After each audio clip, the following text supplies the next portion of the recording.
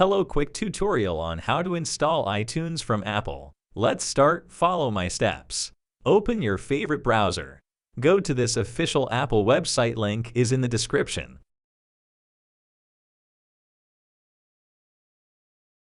If you have 32-bit Windows, download 32-bit. If you have 64-bit Windows, download 64-bit.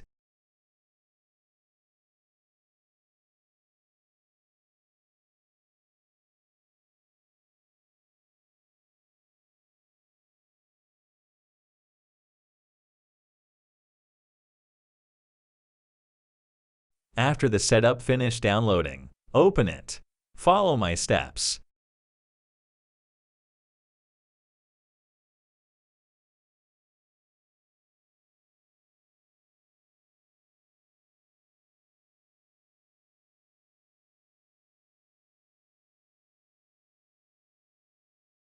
After it has been installed, run iTunes.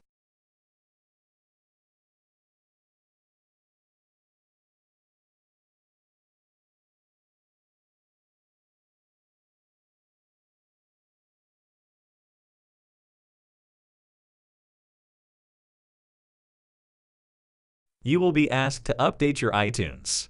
Click Download iTunes.